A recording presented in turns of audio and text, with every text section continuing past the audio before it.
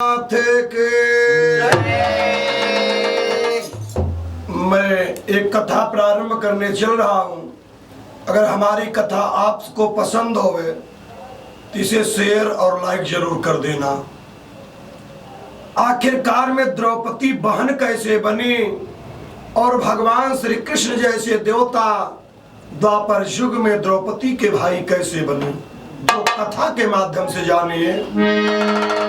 हर मानव के जीवन में चार मित्र होते हैं। वो मित्र हैं कौन कौन, जो कथा में आप जानिए। धीरज धर्म मित्र और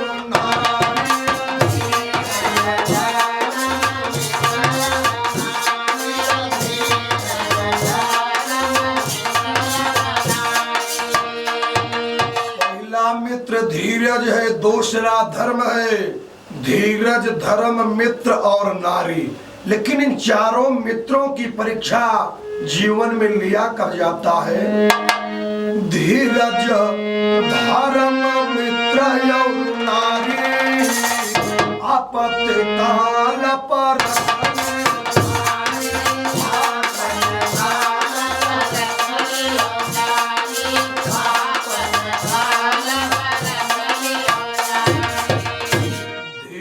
धर्म, मित्र और नारी आपत्ति काल में परख लियो चारी।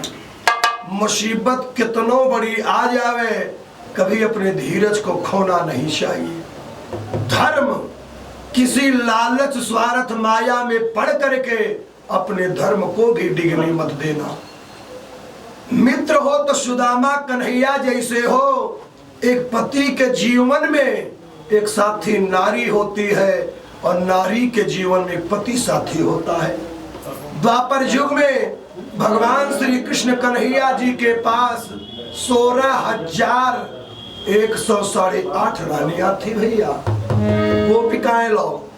बाबा भोलेनाथ जी बोले कि कन्हैया यह बताओ कि जो तुम्हारे पास ये नारियां हैं, गोपिकाएं लोग हैं, तोरे सुखई में साथ दे हैं कि तोरे काम में भी साथ दे हैं।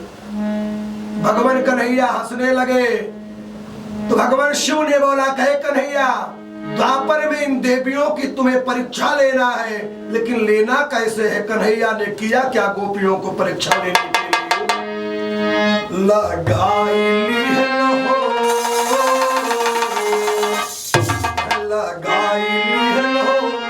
कन्हैया अंगूरी में घौआ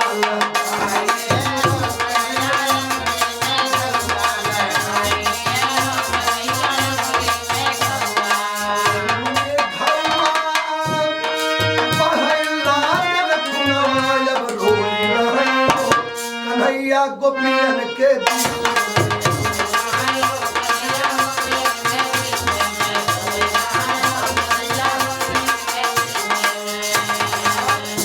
ऐ मेरी माताओं बहिनी भाई लोग, जब भगवान श्री कृष्ण जी अपनी गोपिकाओं की परीक्षा लेने के लिए अंगुरी में घाव लगा और जब खून गिरने लगा, माया तो किए हैं भगवान श्री कृष्ण जी कन्हैया, और आए अपनी देवियन के बीच में बैठ करके रोने लगे।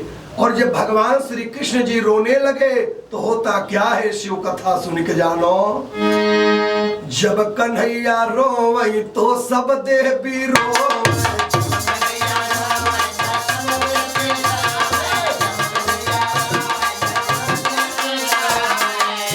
जब कन्हैया रोवई तो सब देवी रोवई, जब कन्हैया हंसई तो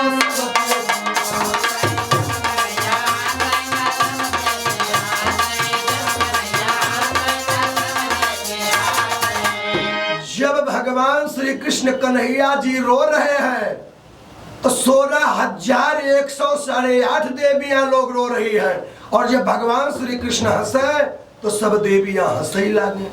तो जिसके पास 16,108 रानियां हो, अगर मुसीबत के घड़ी में एक कौ पट्टी ले आवे दवाई, पता नहीं कई बोरा दवाई से भराई जाए। क्यों गोपिया लोग नहीं आवते हैं। भगवान कन्हैया जी बोले आगे क्या होवे प्रभु। शिव जी ने बोले सुनो कन्हैया, इस भेद को कहीं हम जाने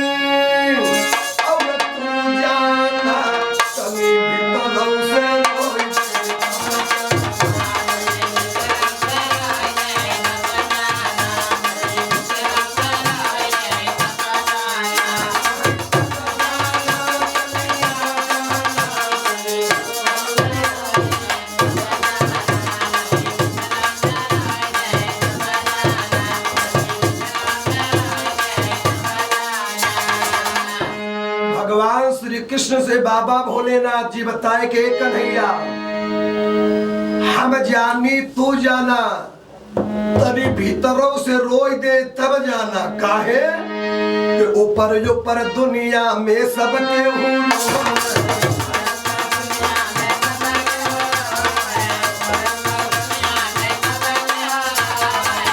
जो कोई भीतर से रोई दे तब जाना, तरी भीतरों से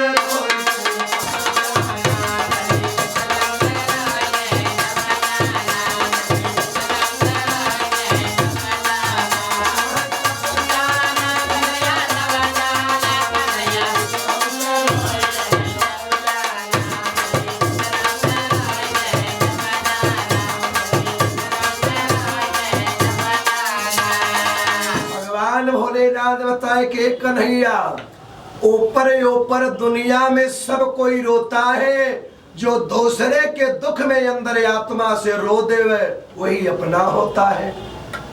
भगवान की बात सुन करके कन्हैया बोले प्रभु अब मेरे दुख में साथ कौन देगा।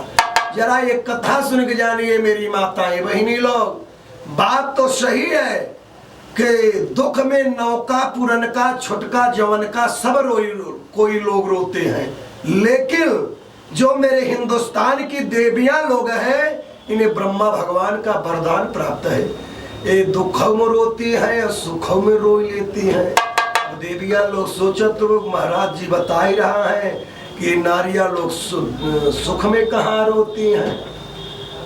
अरे वहां नैहर से जब देवियां लोग विदा होने लगती हैं माई कैसे तो बनई ले खाई ले पहिरोड़ के जब माई का छोड़े लगे हैं तो अपनी मैया के देख के आंसू गिरा वैसा लोग कह दे हैं। देवियां लोग जो होती है ये दुख में भी रोती हो माताएं लोग और सुख में भी रोती हो। तो आज भगवान श्री कृष्ण कन्हैया जी रो रहे हैं, उनके चोट लगी है, लेकिन वह नारी कवन रहे जो अने आवत रहे। अरे पांचों पांडवन के नारी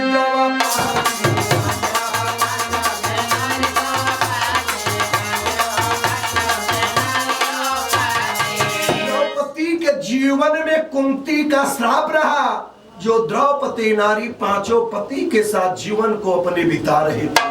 द्रौपदी सुने थे तरस परस मुख मंजन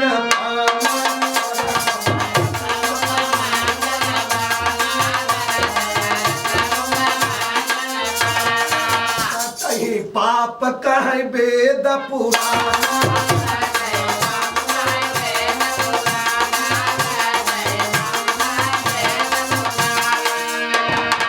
तरस परस मुख मंजन पाना और कटहि पाप कहीं वेद पुराणा। ये वेद बताता है किसी सदपुरुष ज्ञानी गुरु माँ बाप के चरणों से जीवन का हर मानव के एक पाप टल और कट जाता है। तो द्रौपदी अपने कर्म पर सोची कि मेरी क्या ऐसी जीवन में कर्म की गतियां खराब कि मेरे जीवन में 5 पति मिल गए। आज द्रौपदी अर्जुन से बोली कि स्वामी मुझे ले चलो भगवान श्री कृष्ण कन्हैया के द्वापर में मुझे दर्शन करा लो। और जब द्रौपदी कहती है तो अर्जुन जी किए क्या, रथिया पे अर्जुन हो बैठ गया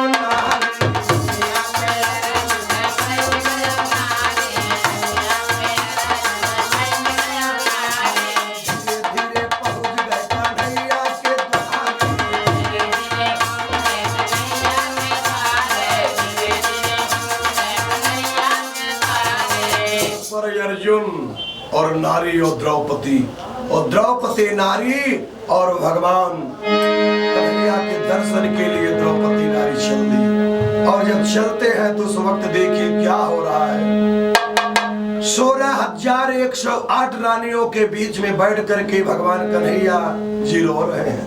द्रौपदी तो गई रही दर्शन करे बजे, दर्शन को द्रौपदी भूल गई और दर्शन को भूल करके द्रौपदी करती क्या है। अरे नई साड़ी कया चला द्रौपदी तब भारी है, भगवान कन्हैया के हाथों में अरे पति द्रौपदी बांधी हमारे देवियों की एक अलग से परंपराएं होती है कि अगर देवियां लोग कहीं जाती हैं तो नई साड़ी अक्सर पहनती हैं भैया बहनी लोग। और द्रौपदी नारी जब गई थी भगवान कन्हैया का दर्शन के लिए, चरण का दर्शन लेने के लिए, तो नई साड़ी पहन करके द्रौपदी गई थी वहां। और जब भगवान को देखी कि कन्हैया के अंगुली से खून गिर रहा है तो द्रौपदी नारी अपनी साड़ी को फाड़ करके भगवान श्री कृष्ण कन्हैया के अंगुली में पट्टी को लगा देती है। और जब खून का बहना बंद हो गया तो द्रौपदी पूछी, भैया भैया कन्हैया सुना मोरी बतिया, आवाया राम की नाही मोरे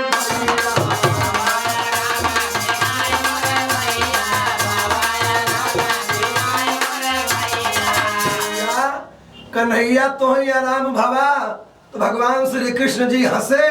द्रौपदी समझ गई कि लगता है मेरे भाई को आराम तो हो गया, लेकिन अभी पूरे तरीके से नहीं आराम है। जरा कथा सुन के जानिए, आज वही रिश्ता बन गया भाई और बहन का। द्रौपदी बहन बन रही है और भगवान श्री कृष्ण कन्हैया धर्म के भाई बन रहे हैं। लेकिन एक बात मेरी कथा को सुन के जानिएगा, रिश्ते का होना तो सरल है, लेकिन रिश्ते को निभाना तो जीवन में बड़ा कठिन होता है। द्रौपदी भगवान कन्हैया की अंगुली को पकड़ करके और मुहनक लगी लगाई के अब फोंक हवना दे रही है। हमारी देवियां लोग एक डॉक्टर तो खुद अपने आप से बन जाती हैं। अब हाँ अंगुली में घाव लग जाए या रोटी तावा पे सेकती हैं, अगर अंगुली तावा से जल गई तो कितनी देवियां लोग फूंकने लगती हैं, कितनी देवियां लोग ऐसे करती हैं। अब कितनी लक्ष्मी देवियां लोग होती हैं कि कच्चे लोइया काट के अंगुली पर रख के पलस्तर तैयार कर लेती है। तो ज्ञान ब्रह्मा ने दिया नारी को। और आज कन्हैया कि जब खून के बहाव बंद हो गया, भगवान हंसे तो भगवान कन्हैया ने वचन दे दिया द्रौपदी बहन को, अरे द्रौपदी आज से तू बहन मेरी और मैं भ्रात तेरा, इस बंधन का भाव निभा।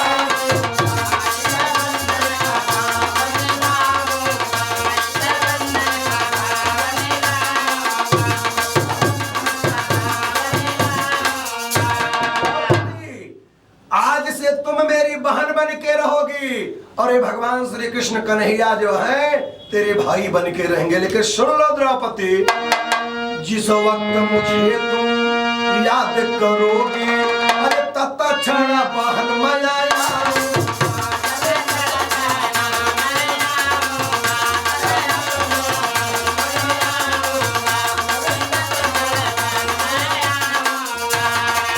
जाओ द्रौपदी, मैं तुम्हें वचन दे रहा हूं कि तुम मेरी धर्म की बहन बन रही हो और मैं तेरा धर्म का आज से भैया बन करके रहूंगा कुंवर करके।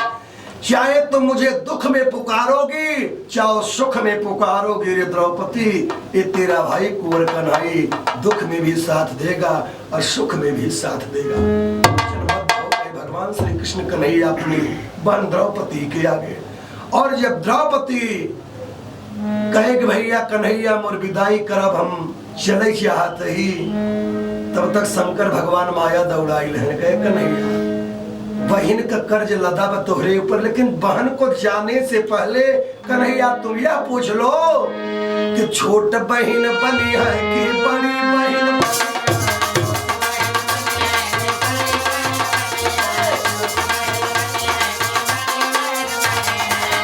भगवान श्री कृष्ण कन्हैया से बोले, बाबा भोलेनाथ जी के बताओ कन्हैया, द्रौपदी से पहले क्लियर कर लो कि तुम्हारी छोट बहन बन के द्रौपदी रहेगी जीवन में कि तुम्हारी बड़ी बहन बन के रहेगी।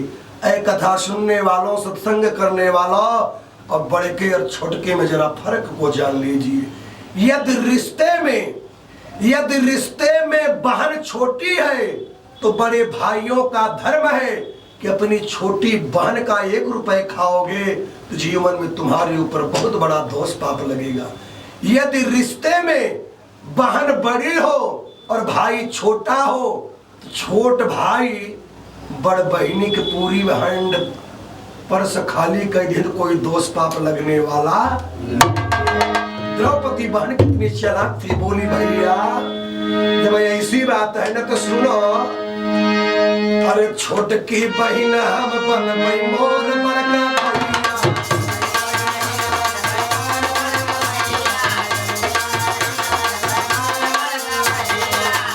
बात सही है हो, धन जितना ही आ जाए उतना ही परेशानियां बढ़ जाती है। बड़का बने नहीं फायदा है, बल्कि छोटा ही बन के रहने से जीवन यापन हो जाएगा। द्रौपदी छोट बहन बन रही है और भगवान श्री कृष्ण जी बड़े भाई बन रहे हैं। और द्रौपदी की विदाई द्वारिका से हो गई। और जब द्रौपदी आती है अपने यहाँ तो भगवान श्री कृष्ण बड़े चिंते में हो गए। मेरी छोट बहन का कर्ज जो है आज बड़े भाई के ऊपर लद गया है। जरा मैं पट्टी को खोल करके नपवाऊंगा कि मेरी बहन मेरे ऊपर कितना बड़ा कर्ज लाद करके गई है। होता क्या है, पट्टी गई खोली, पट्टी गई नापी, 4 इंच किया चौड़ी।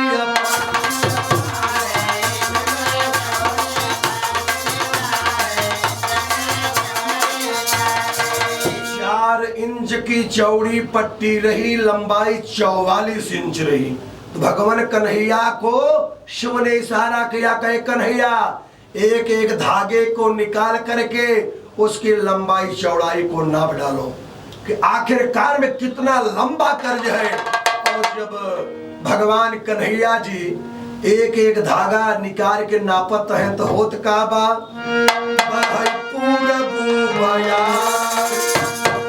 पूरबी बयार रे सबा ओड़े ओड़े जाए।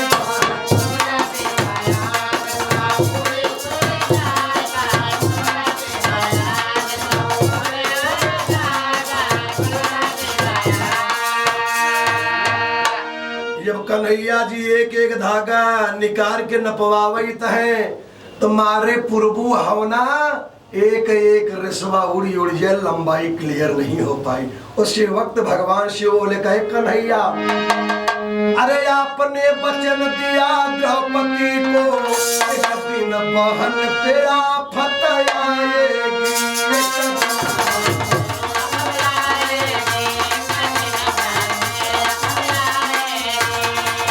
वक्त भगवान श्री कृष्ण को शिव ने इशारा कर दिया कि साड़ी से लग रहा है पट्टी के कर्ज से कि तुम वचन दे हो द्रौपदी को, एक दिन तुम्हारी बहन द्रौपदी के ऊपर बहुत बड़ी संकट आएगी, उसमें तुम्हें कन्हैया मदद करनी पड़ेगा, तुम्हें अपने वचन को पालन करना पड़ेगा। और भगवान कन्हैया पूछ रहे हैं कि बताओ मेरी बहन के ऊपर कौन मुसीबत आएगी, बता दीजिए प्रभु। लेकिन भगवान शिव जी नहीं बताए। आज द्रौपदी पांचों पति के बीच में बैठ करके श्रृंगार कर रही है। पांचों पति बोले, करे द्रौपदी फिर तो तैयारी बा का जो श्रृंगार करता हूँ। द्रौपदी पांचों पति से बात कर रही है। इधर हुआ क्या, धृष्टराज के बेटा दुर्योधन आवे लगवा।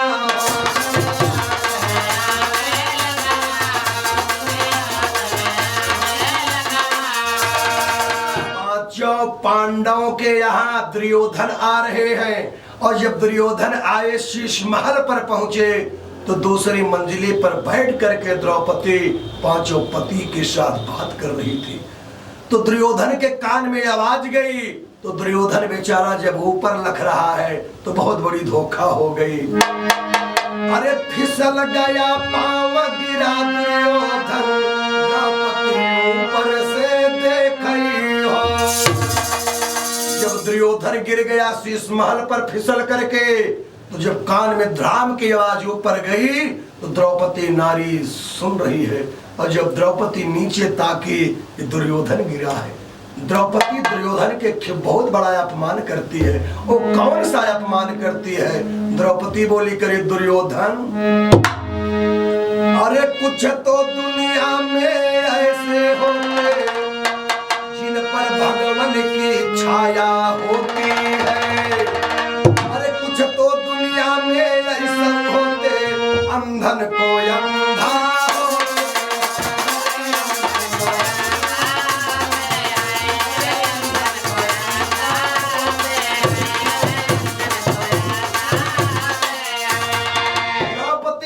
ताना मार देती है दुर्योधन को।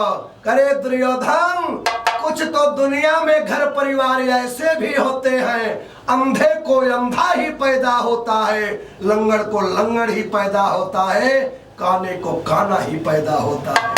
इस बात को सुन करके दुर्योधन तमतमा कर खड़ा हो गया। कहे द्रौपदी, आज मुझे ताना मारी हो ना, लेकिन मेरी बात सुन लो। याद करा द्रौपदी तुम्हारे हो तना,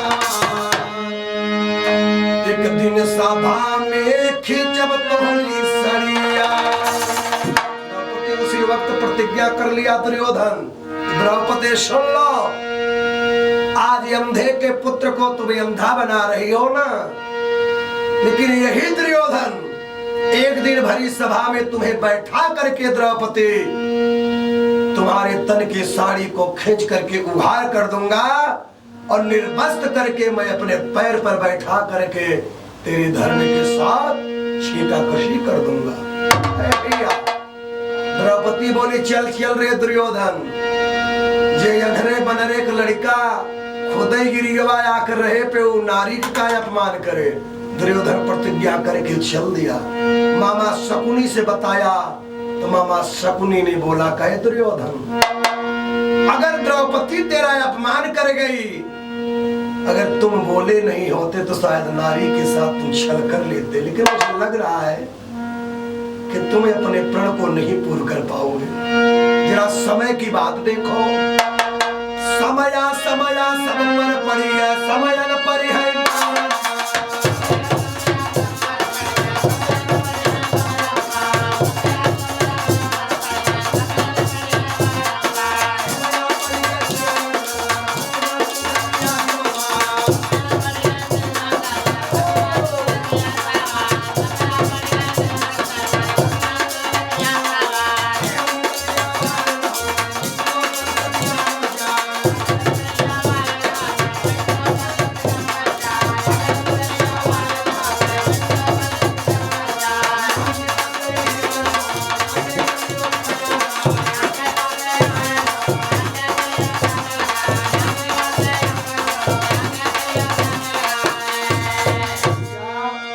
समया समया सब पर पड़ी है, समयन पड़ी है बारंबार। समया पड़ गई शिव शंकर पर, भस्मासुर राक्षस ने किया था वार। अगर भगवान मुरलिया वाले न होते मिट तो वंश दिगंबर जाए। यहाँ की बात यहीं पर अब छोड़ दो, आगे चलिए द्रौपदी के साथ क्या हो रहा है। पांचों पांडव जो द्रौपदी के पति रहे वो बड़ा जोर जुआ खेलत रहे। जुआई के खेल में तो द्रौपदी के जीत को लाए थे भैया। और अरे एक दिन पहुंचे दुर्योधन देखा, पांचों पांडव के लगवाना, शर्त लगाए जुआ खेल दांव पे बातें नारी।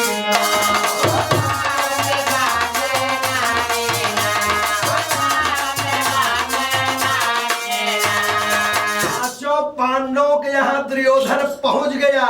अब पांचों पांडव लोग जुए के खेल में द्रौपदी के जीत को लाए थे भैया। और जब जुए का खेल प्रारंभ हुआ तो दुर्योधन का सौभाग्य है और पांडव का दुर्भाग्य है। जुए के खेल में राज संपत्ति धन महल को हार गए।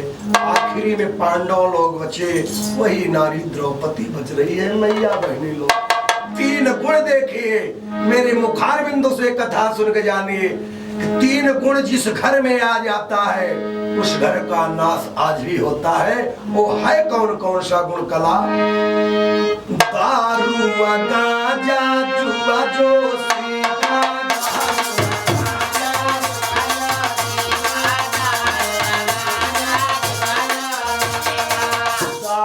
गांजा जुआ जिसके भीतर आ गया ओ कर रक्षण भगवान।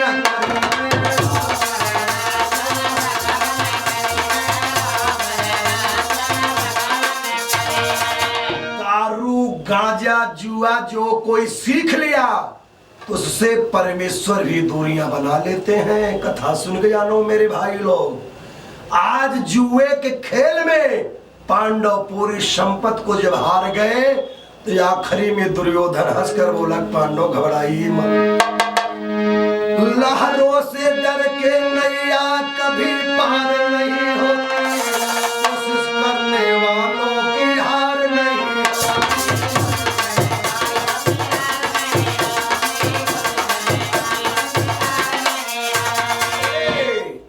पांडव लोग घबराइए मत, अरे आप धन को हार गए हो तो आप धन से गरीब हुए हो, लेकिन मन से गरीब नहीं हुए हो। अभी तो सारी संपत्तियां वापस आ जाएगी। एक बार अपनी नारी द्रौपदी को चलो जुए के खेल में दांव पर लगा दो। इनका विधान देखो, और जब द्रौपदी नारी जुए के दांव पर लगाई जाती है तो हुआ क्या, रूठ गई विधाता, वह बढ़ला परेशान।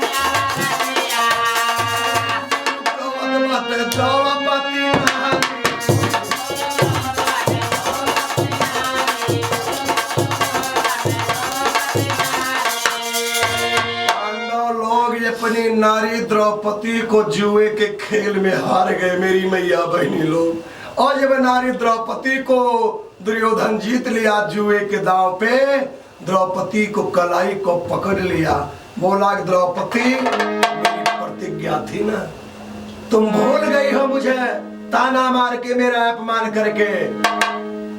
कर्ज देने वाला भूल सकता है लेकिन लेने वाला दुनिया में संसार में कथा सुन के जानिएगा कि कर्ज देने वाला तो भूल जाता है लेकिन लेने वाला कभी भूल नहीं सकता। द्रौपदी ताना मारी थी, भूल गई, लेकिन दुर्योधन का अपमान हुआ था, दुर्योधन को याद है। द्रौपदी की कलाई को पकड़ करके दुर्योधन भरी सभा में जब पहुंचा, बोला द्रौपदी याद करा द्रौपदी तुम्हारे रहो तनावा, याद करा द्रौपदी तुम्हारे रहो तनावा, हो सभा में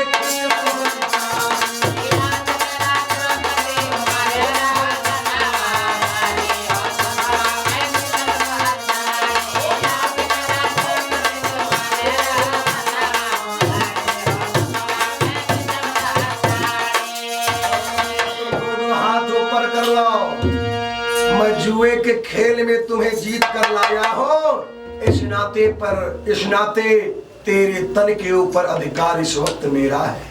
अरे द्रौपदी रोने लगी, याद आ गई कि अब तो मेरे तन को उघार कर देगा ये दुष्ट दुर्योधन। द्रौपदी रोक दुहाई देते है, भैया क्षमा कैदा भैया, याद हमारी गलतिया हो, नारी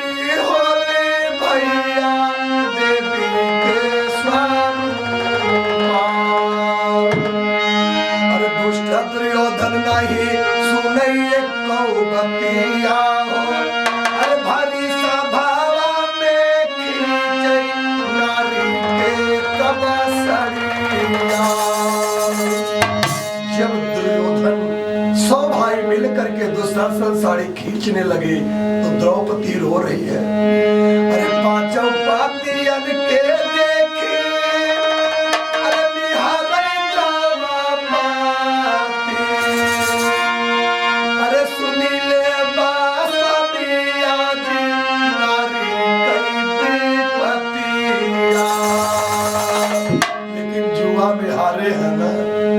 पति का सर नीचे हो गया, बड़े बड़े ऋषि मुनि बैठे सभी का सर नीचे हो गया।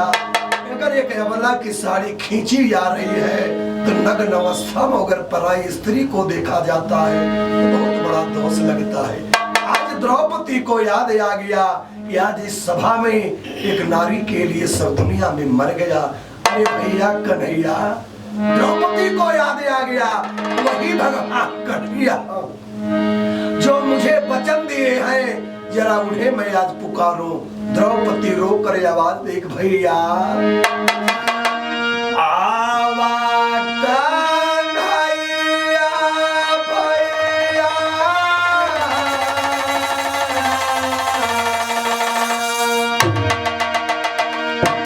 आवा कन्हैया आजा द्रौपदी के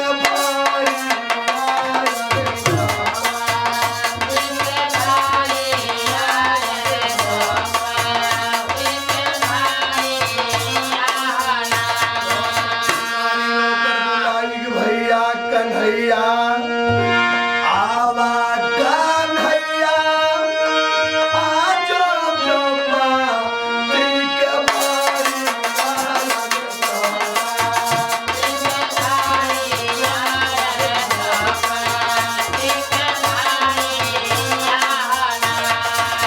सोनिले बाबा ही न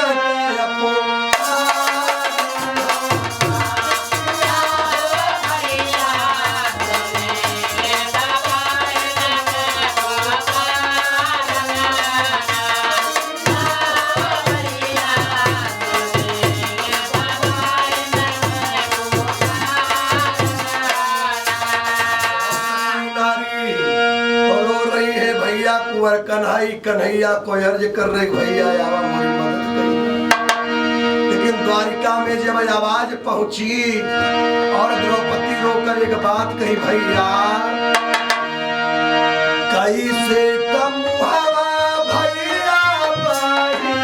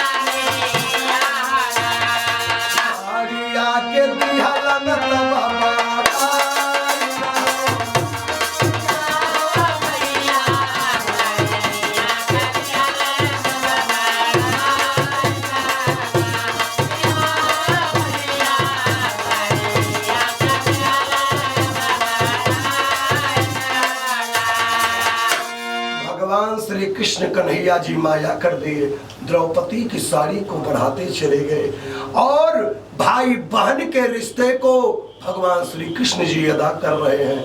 और जब सड़िया बढ़ई लाग तब तक द्वारिका छोड़ के भगवान कन्हैया पहुंचे तन होत का बा। जब भगवान कन्हैया के बहन द्रौपदी देख रही बा, द्रौपदी रोए की ठीक बात कहते भैया तोहरे जैसन भैया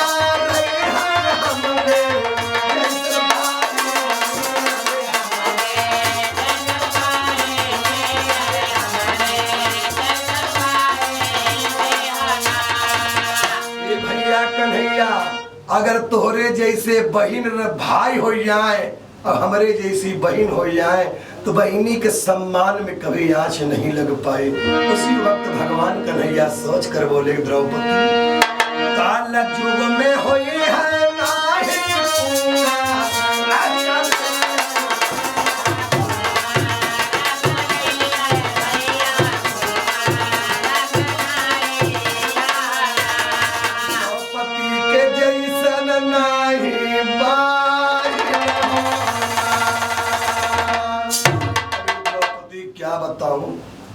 हमारे जैसे भाई कलयुग में नहीं पैदा होंगे, तुम्हारी जैसी बहन जो है द्रौपदी कलयुग में नहीं पैदा होंगी। कलयुग एक ऐसा समय आएगा कि भाई बहन को नहीं पहचानेगा और बहन भाई के साथ चल कर बैठे।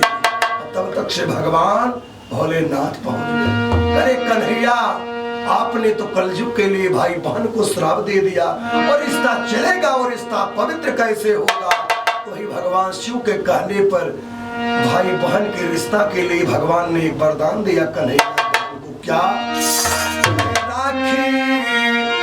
राखी हर साल आवेला सावन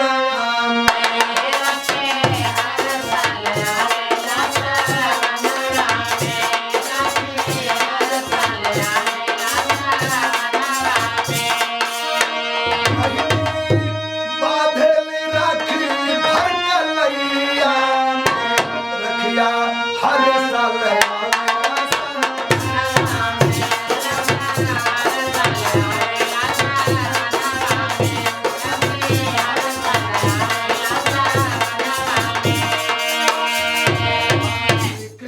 यही रिश्ता दिए कलयुग में भाई बहन के लिए। राखी हर साल जो है सावन में आती है। हर बहन जो है अपने भाई के रिश्ते को निभाते हुए कलाई में रक्षा बांधने का काम करती है। लेकिन वो रिश्ते में आज भी दाग लग रही है कि द्रौपदी तो लालची नहीं थी, लेकिन आज के बहनी तो कितनी ललची ही हुई है। सोचते हैं रक्षा भैयन बांध के कितना गठरी बांध के ले चली। अरे बहनी लोग एक बात हमारी जानिए कथा से, रोज रोज भैया का धन खा लेना, लेकिन रक्षा बंधन के दिन जो बहन अगर भाई का धन लेकर जाएगी तो जानिए बहुत बड़ा कर्ज जो है बहन के ऊपर ले देगा। इसी के साथ मैं अपने कथे को विराम कर रहा हूँ। प्रेम से बोलिए भगवान भोले।